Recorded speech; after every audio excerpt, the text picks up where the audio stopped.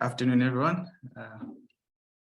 Just gonna switch on my video so that you see us here. So it's me and Rodney sitting with my colleague here. I'm gonna present from one laptop in our boardroom. And yeah, I'll quickly start off. All right, cool. So start off. So yeah, I'm just gonna give a brief background of the project and where it's located before we get into some of the technical stuff. So firstly, this bridge, this Ashton Bridge, is located in a town called Ashton along the Route 62. It's a famous wine tourism route, just about 180 kilometers northeast of Cape Town.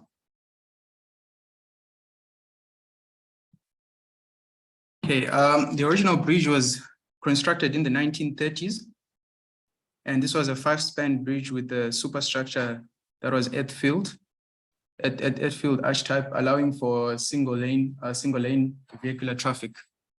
And then in the 1950s, the bridge was widened, and this form was changed into a beam and slab configuration. And but the substructure was maintained from the 1930s, and this substructure basically contained wall type piers and abutments with a skew angle of around 50 degrees. The solid wall types were oriented at an unfavorable angle relative to the river flow, and this resulted in a lot of debris buildup, and it exacerbated the effects of flooding.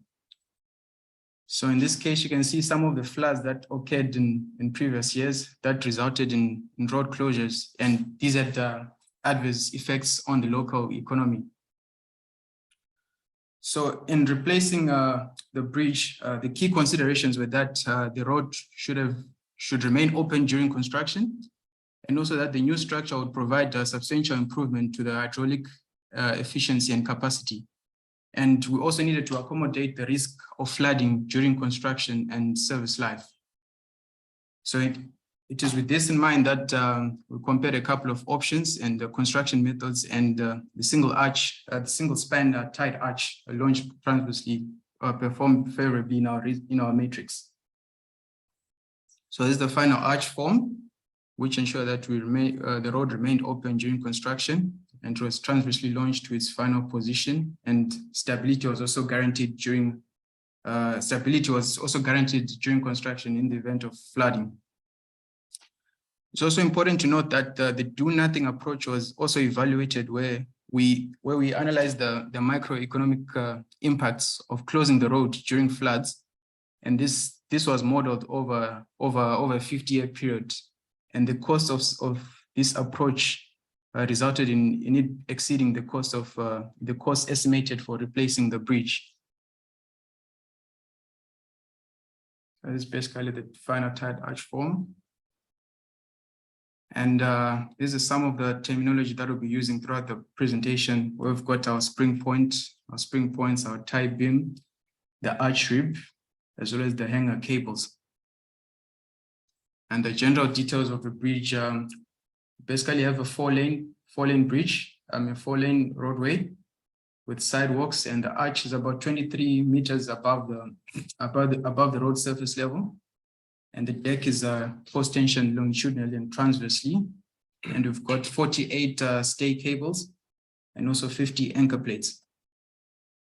And then some of the design considerations.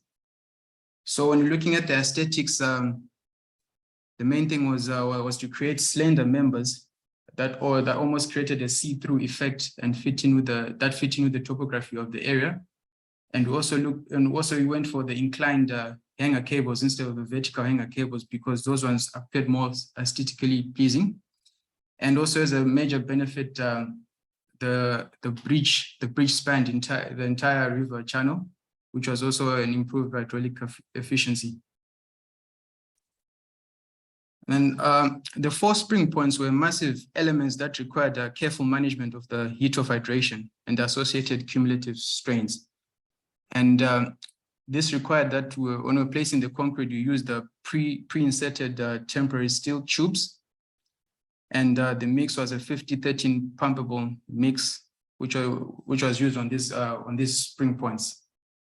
The thermal cracking was modeled using a Syria C60, and also the peak temperatures the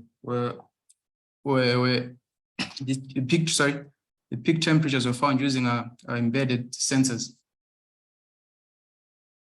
And just going to talk about the temporary works now. So this new bridge was constructed next to the old bridge on temporary support work before being launched onto its final position. So it was first constructed in this area, and then when it was done, this new bridge was used as a bypass, whilst the old bridge was being demolished and permanent supports were being constructed. And then when the permanent supports were constructed, then the bridge was transversely jacked into its final position. My colleague is going to touch on the transverse launch. Then these are some of the images of the temporary works foundation work. And this is where the bridge was, the bridge was on the temporary works. And this gap here was carefully calculated in order to allow overtopping in case of flooding during construction. And we actually had a flood during construction, but fortunately, this old bridge did not overtop, but the water level rose up until its deck soffit. And this is the deck force work, and the arch spring point force work. And then also the arch rib segmental construction. So we cast the arch in different sections using a bucket system that was hoisted up by utilizing the crane. So we'd cast one segment on one side and then move over to the other segment and then cast the two other segments until we reach the center point. And the post tensioner, shall send over to Rodney. Hi, I'll be discussing the post tensioning. The reason for, first of all, we need to understand why we needed post tensioning on this bridge. We have a deck and we have an arch connected by two tie beams, right? So the arch wants to, in its essence, wants to kick out at the spring points. So to keep it compressed, we had to put 31 strands in each of these tendons here to keep it compressed and keep the system in equilibrium. The transverse tendons, there were 64 of them. These are necessary because the deck actually spans horizontally. It doesn't span longitudinally, it spans transversely. So you get more bending between the two tie beams as you look across in section. So this was necessary to reduce the amount of rebar in the deck and to also help resist the bending. The installation of the tendons, we first of all, we pre-cut them all to the same length, about 115 meters. So we had to build a huge platform on formwork so that you keep the tendons off the ground and out of the dirt. To avoid knots like we see here in the picture, we used a wooden separation block where would keep the strand in its position as it goes in to when it comes out, so that you don't get that intertwining, which would be a problem in tensioning, because you end up not tensioning each strand equally, and then the outer strands would be overstressed. We used a sock, they call it a sock, where you put in 5 strands at a time, and this frame here connected to the tie beam was connected with a winch, and these socks were pulled in over time and this helped avoid these knots. In some bridges, they do use strand pushers, but we found that over this distance of 113 meters, the intertwining becomes significant. In each of these tie beams, because it's 31 strands, we had to do a lot of evaluation to get the correct E value. So each strand, each tendon, for example, might contain different strands from different coils, and each coil is tested 5 or 6 different times. So you end up with a lot of E values that have to be aggregated to get the overall E value for your tendon. Thank you. Okay, yeah, jump in again for the hanger anchors. So these ones were specialized components that are manufactured by the subcontractor All World. We considered 2 options, which were the cast anchor plates and the welded anchor plates. The cast anchor plates were failing some of the fatigue indicating tests because of the non-uniform properties across the elements. And then we went for the welded anchor plates because these ones were designed in such to a code that required every weld to be tested, and thus they performed significantly better than the fatigue indicating tests. And then this is just the machining of the washer plates, where we get here. These are the pinholes where the stay cable pins would be inserted.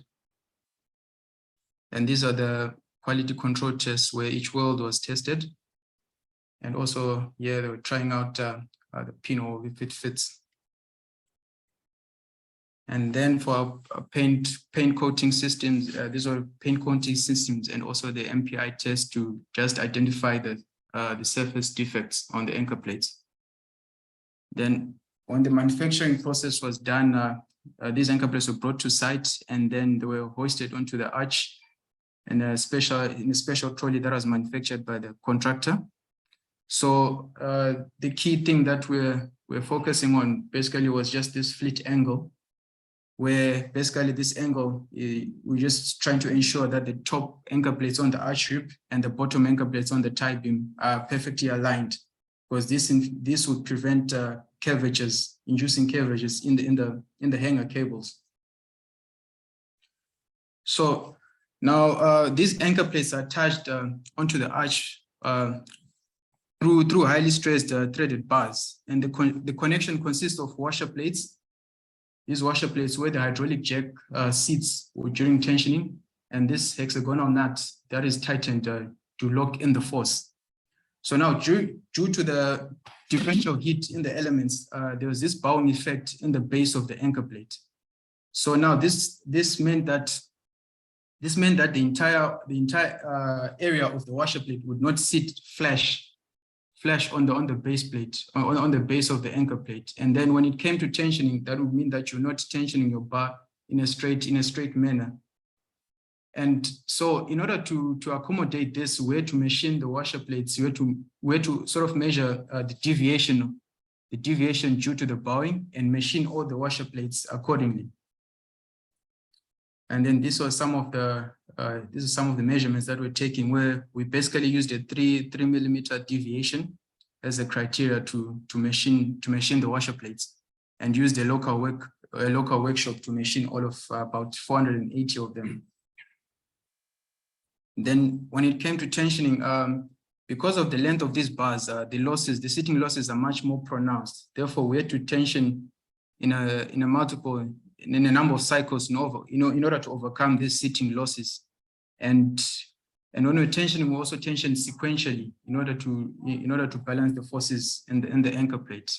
So also key to note is that due to our machining of the washer plates, it also gave us enough room for the jack to actually fit into the system, because as you can see here, if we had a slight deviation of the washer plate, the jack might have not fitted into the system. And then for our test, for each bar, we conducted a lift-off test on each bar to check our forces after tensioning, and thereafter we grouted all the bars. Going over to Rodney for structural modeling.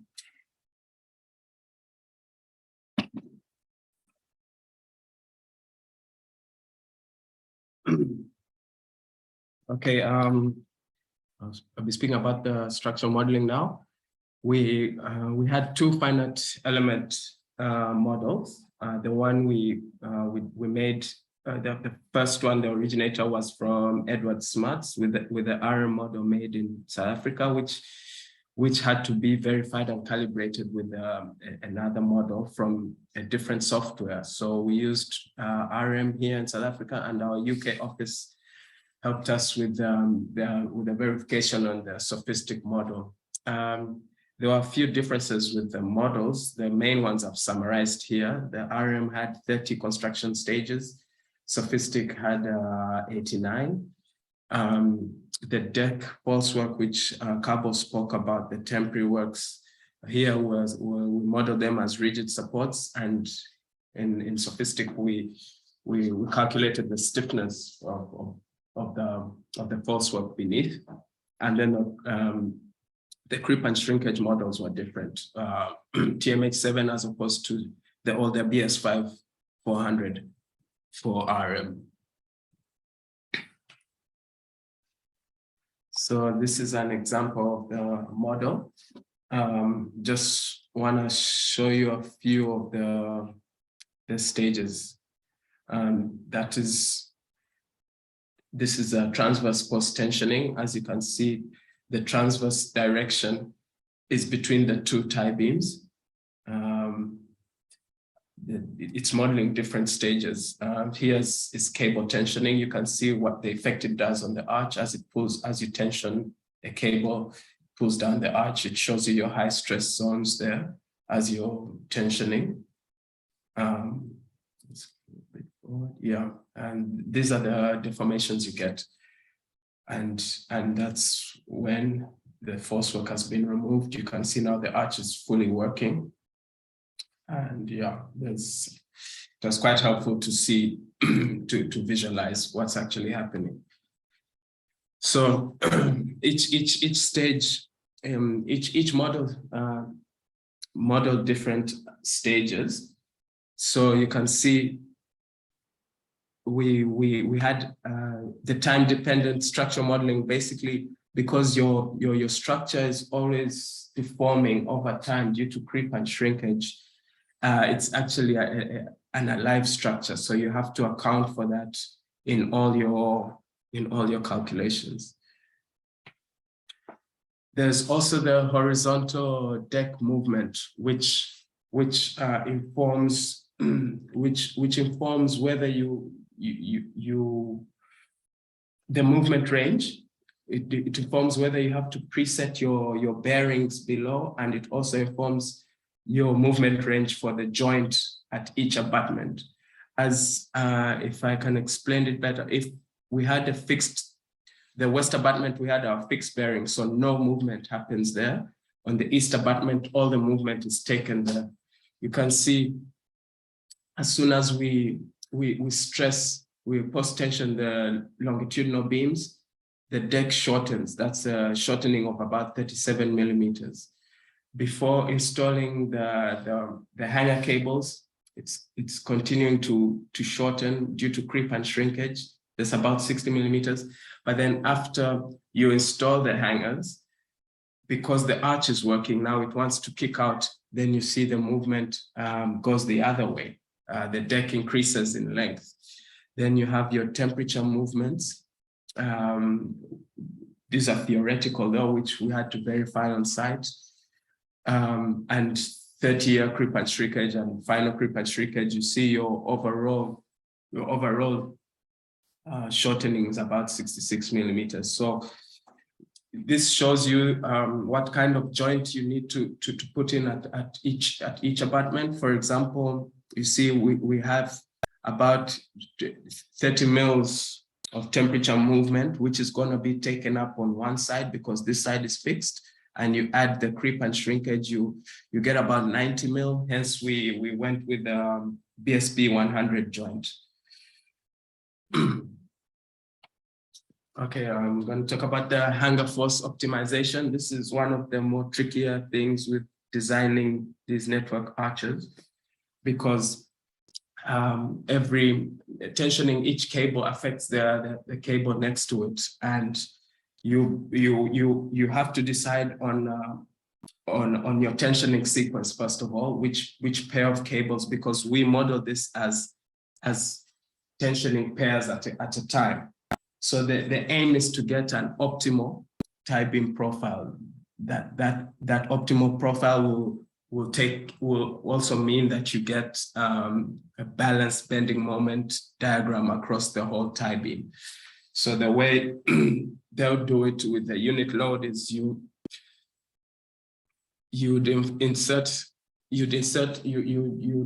tension each cable with a unit load and see the effect it has on the deflection of the deck. Then you'd make a series of equations, linear equations. The aim, of course, is to scale up this unit load with whatever force you're going to use to tension to get your profile. And of course, you need a solver a numerical solver to get what value you need to scale up to get the optimized tendon profile.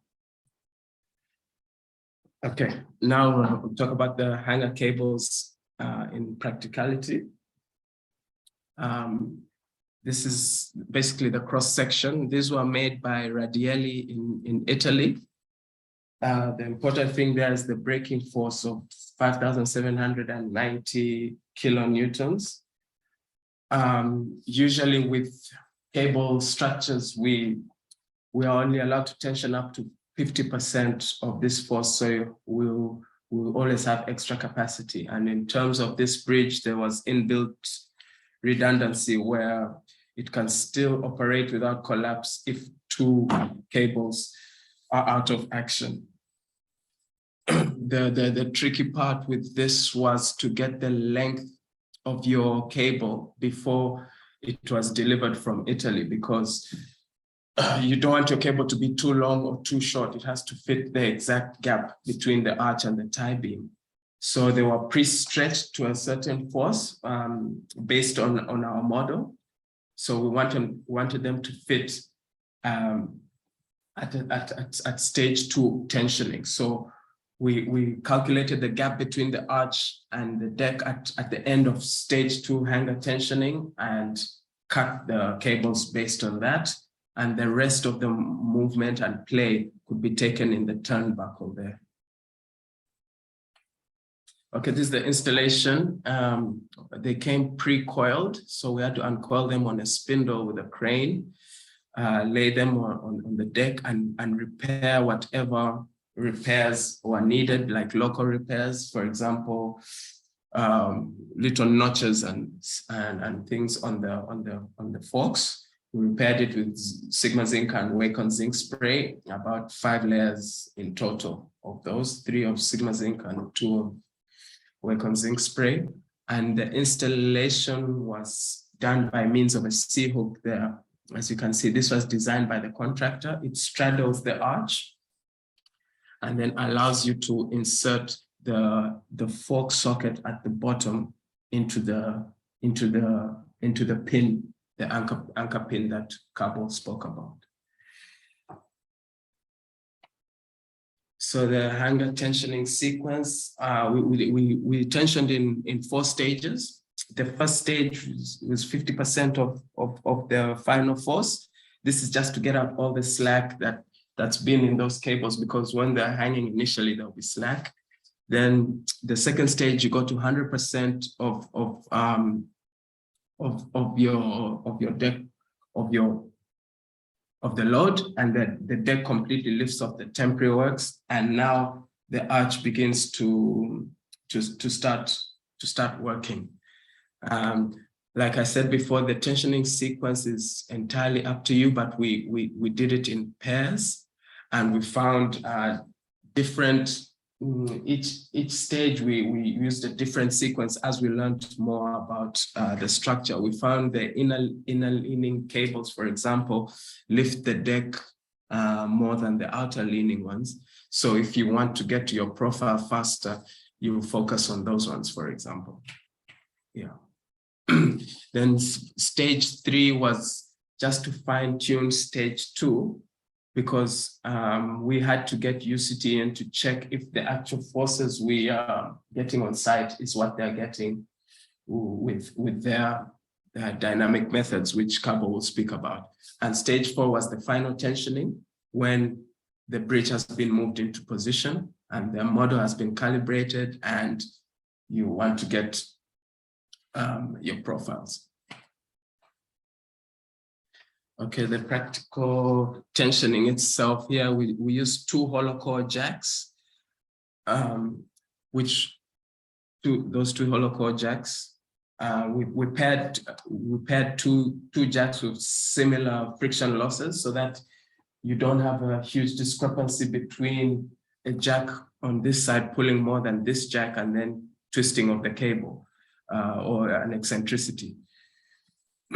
The masonite here we used to protect the bottom fork socket, and I think I just want to explain quickly how the tensioning works. If without that pin, there's an oval hole there. Once you start tensioning, the whole cable starts elongating down and closing that gap at the pin. And to reopen that gap, you have to twist the turnbuckle, which is double threaded. So you shorten the pin and allow the process to keep going. As it elongates, you shorten the cable and you keep going till you get to your force. This is a simple, an example of a force matrix. I'll just talk to you quickly through a journey of one cable, showing how tensioning one cable affects the other cable. For example, this cable starts at 821 kilonewtons. As you tension the one next to it, it goes down, it increases to 1043. And as you tension the next one, the forces keep changing until when you finish tensioning here, the forces have changed. So that was the more difficult thing about this. It was a game of cat and mouse. So to check how we used to check the forces on site in the cables was with a lift-off test. Kabo has spoken about that for the dividat bars in the arch. The live structural monitoring, as we're tensioning, 3 things are happening. The arch is moving down, the tie beam is going up, and the cable is increasing in length. So all those 3 have to be measured. We would get a reading from say we're tensioning this cable, we expect the tie beam to go up 2 mil and the arch to go down 1 mil. I would have our surveyor set up with his targets, and we had plumb bobs and we had lasers. We had 3 different methods of measuring all these deformations, because it was also a safety double check and also a check on if the stiffness of the structure is as it was modeled. So for the last stage for tensioning, I won't go too far about this. Stage 4 was necessary because this is the only stage where now the bridge was on its permanent bearings. So the boundary conditions are perfect. And you can now, since this is your last chance to tension these cables, you can get whatever profile you want. So we tried to get the profile we want after creep and shrinkage has finished over 80 years, so that you still keep that profile and you're above the 1 in 200 year flood line. Okay, thank you. Kabo will speak about instrumentation. Okay, instrumentation. Okay, so in addition to the lift-off test and the live structural monitoring, we used ambient vibration testing as a form of force verification in the cable. So basically, this method is based on the vibrating string theory, whereby if we clamp a string on both sides and introduce a disturbance, a wave propagates to the other end. Now, this wave has a speed and there's an associated shape. So now then, with these accelerometers, when we mount them onto the cable, what we're trying to measure is the acceleration of that wave. And then from that acceleration, we are able to extract a frequency of that cable. And then this frequency is related to the tension in the cable. So this method works with the mode superposition theory, where like the cable's total dynamic behavior is a summation of all its mode shapes. So in a cable, right, we've got a number of these waves that are propagating between the two supports. And a summation of all these wave shapes, what we call like mode shapes, describes the total deflection behavior of the cable. But then careful attention must also be actually paid to where you place the accelerometers, because firstly, you want the vibrations that you're measuring to be dominated by the cable. And also, and that results in you actually placing the accelerometers roughly a third of the cable's length from the anchorage points. But also, what happens is that in these cables, let's say, for example, if you've got a cable and a total of 20 deflection mode shapes describe its deflection behavior, you might find out that maybe 12 of them are enough to characterize the cable's behavior. So in placing your accelerometers, you want to make sure that you capture those major mode shapes, those 12 major mode shapes. You can still capture like the 13th and the 14th one, but maybe they might improve your answer by less than 1% or so. But you definitely want to make sure that you capture at least the major mode shapes. So with that in mind, you can see that you wouldn't go place your accelerometer right in the center there, because you're going to miss the second mode shape, which is a major contributor towards the characterization of the cable's behavior. And then, so now following on from the vibrating string theorem, we find that with bridge cables now, there's a lot more properties to consider, because a bridge cable has got bending stiffness due to its section properties. It's also got curvature due to its self-weight, and also these turnbuckles, they also play a role in the vibration of the cable. So therefore, you see, in a vibrating string theorem, you get a linear relationship between your frequency and your tension. But then when it comes to bridge cables, when you consider all these cable properties and the anchorage points, you get a nonlinear relationship that gives you a fourth order differential equation. So there are many formulations that you can use to solve this equation, but one way that you can do it is through utilization of finite element modeling, where you simulate all these properties. For example, we've got all these drawings, we've got all these laboratory reports, material test reports from the manufacturer in Italy, and you accurately model and you simulate all these effects on your finite element model. Then you iterate your local cable model until the results that you're getting in your model are matching what you measured on site. And then from there, you're able to correlate the two. And you also use your lift-off tests and the structural deformation from the surveyor's reports in order to quantify what force is in the cable.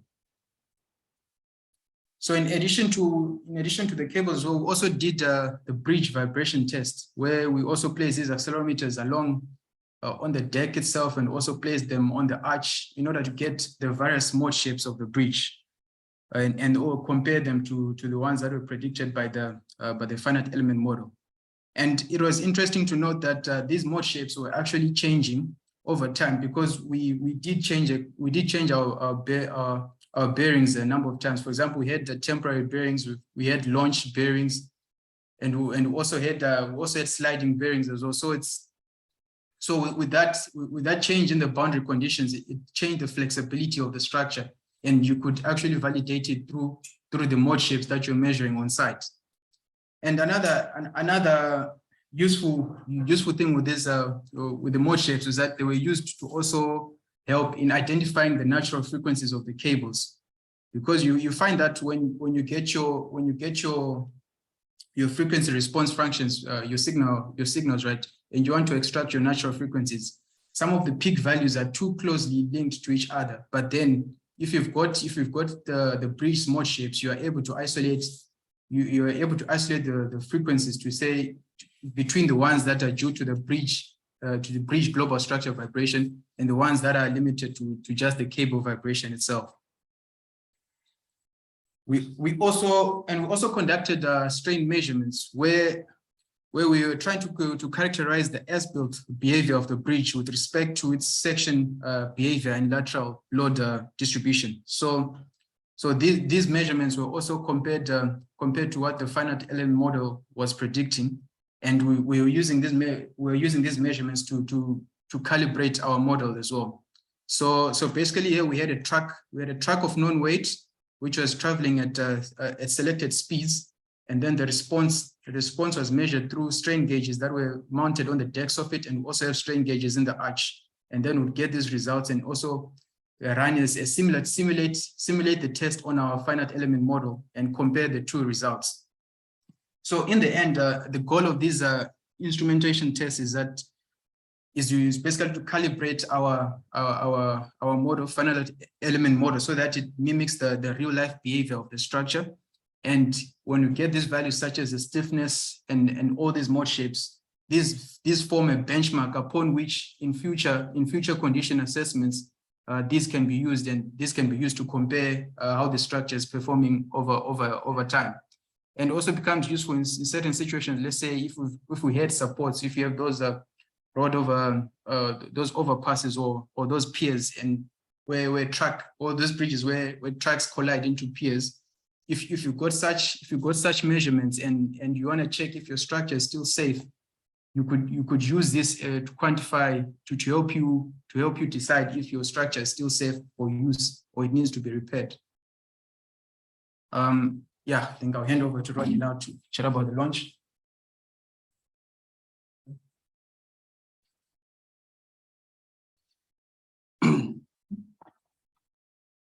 Right. I'll be talking about the transverse launch and the issues that we encountered on the way. So first of all, I would like to start with the challenges, because we had temporary abutments where the structure was sitting, and then we had to build permanent abutments in the final position. Now, with our geotech reports, we wanted to found in the in-on layer that red soil that you see there. And on top of that, we were going to put grouted rock, which is basically concrete with plums in big rocks in and plums, or concrete that we crushed from the old bridge to just add mass and reduce the amount of concrete. The goal of the grouted rock was to spread the load a bit more onto this soil. So the east abutment had no problem. We got it at the exact layer we wanted. But then the west abutment, there are problems. We found a river channel at the back, running at the back of the abutment, and looking at all drawings, we saw that the river actually used to run in that direction and has been redirected over time. And there's an old bridge that used to be further down from this bridge. So it meant dewatering was almost impossible. The water kept coming and it kept loosening the soil. And it also meant that the in-on layer actually dipped from the front. Say it's higher here, you can see the red at least here, but as you go towards the river channel, it goes deeper and deeper, which means we would have had to go deeper to get to that in-on layer. But our excavation and shoring that you see, you can catch a glimpse of there, didn't allow us to go deeper because we didn't expect this problem. Now those were the two main options. We could either go deeper, which meant extra shoring, deeper shoring, and then a bigger hole and all of that, and more concrete, or we could have another solution. So our geotech guys came with a piling solution. First of all, this involved 18 piles, 1 meter diameter. And remember, we were under a lot of pressure because of the launch. We couldn't delay all these instruments arriving from Switzerland, because to book those jacks, there was a long waiting list. Now, we came up with this piling solution. The geotech team came up with that. And also, if you compare with the east abutment, this is the east abutment, you see we moved the base a little bit forward compared to that one. We kept the center of the bearing the same, but just moved the base a little bit forward here so that you could have equal loading of the piles at the front and at the back. So those are the two different solutions for the abutments.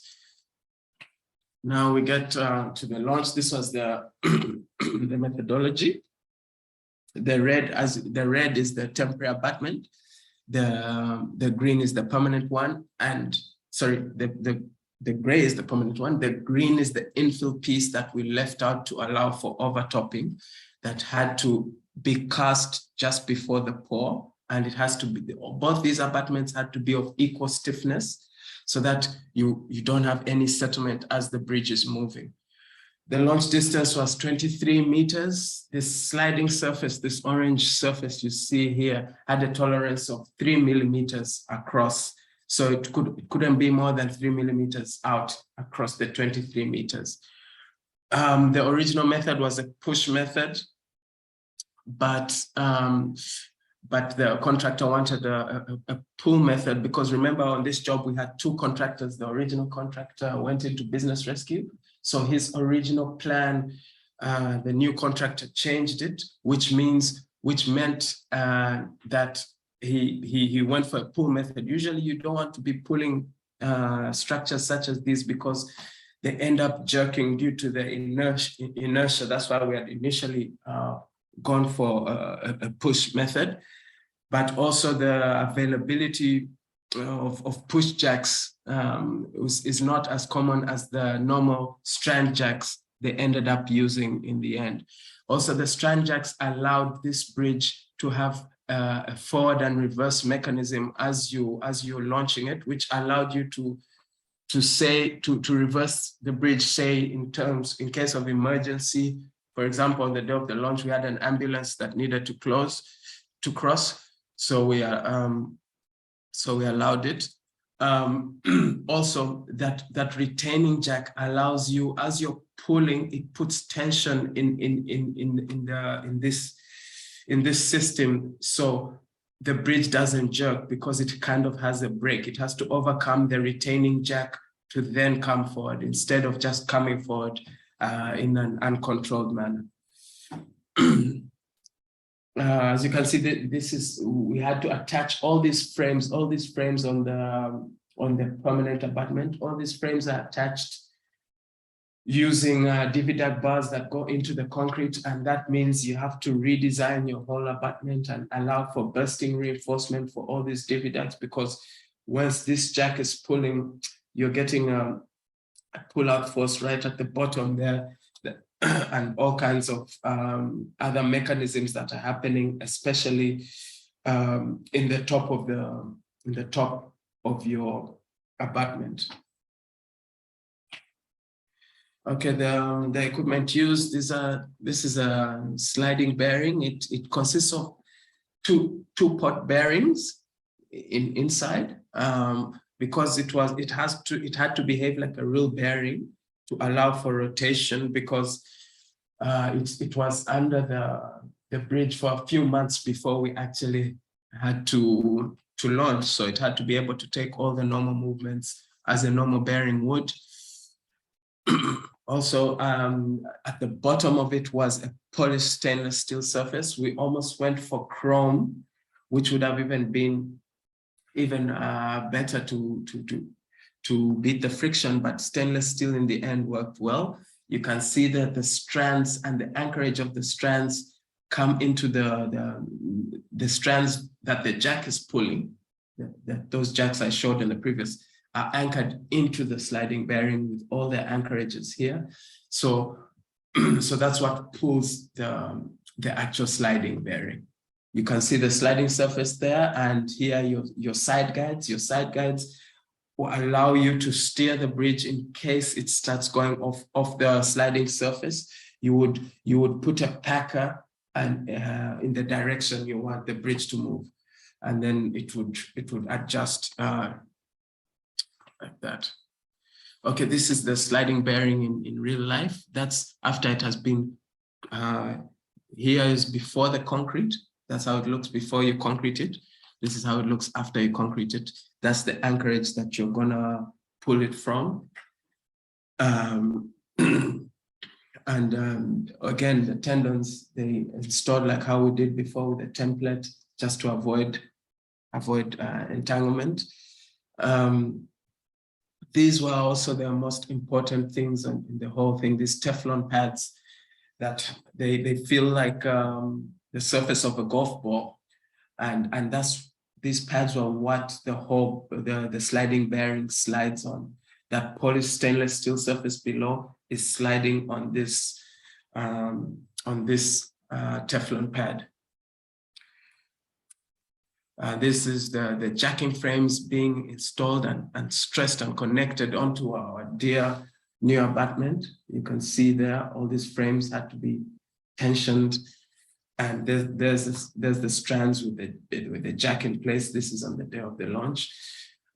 We had all kinds of dividags and Frezi bars and Macalloys holding all these frames together. Remember, we had the primary system and the secondary system in case of failure, in case the primary system failed. These are the jacks, the strand jacks that we used. We needed 4 and 1 spare, 2 on each abutment, the pulling and the brake on each abutment.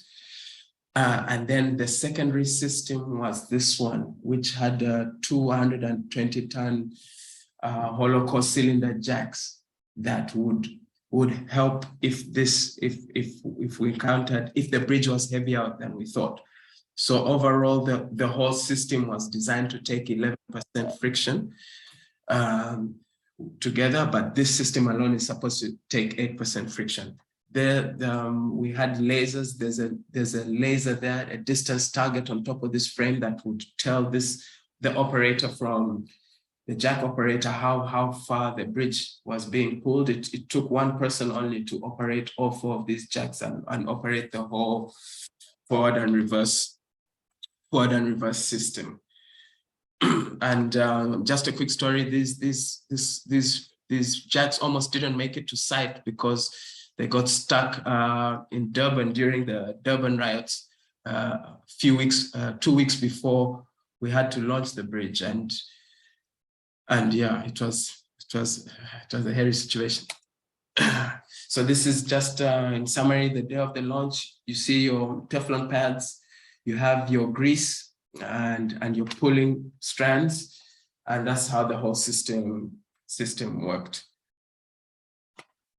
This is the last slide. I won't take up too much more of your time. This is the launch data from the operator's office. You can see the total weight of the bridge was 7,640 tons, but the average pulling force we required was about, on the west abutment, 483 kilonewtons, and the east abutment, 310 kilonewtons. It's about 1.3% friction, percent of dead load, and 0.8% of dead load, about 31 tons, which is like a PPC cement truck. That shows you how well the polished surface and grease and everything worked. So the whole launch took 10 hours. The settlement we monitored was less than 3 millimeters, and each pull took about 3 minutes for 500 mil. Thank you. Thank you very much for hosting us, and also for everyone for attending. Hopefully it was interesting and you had as much fun as us.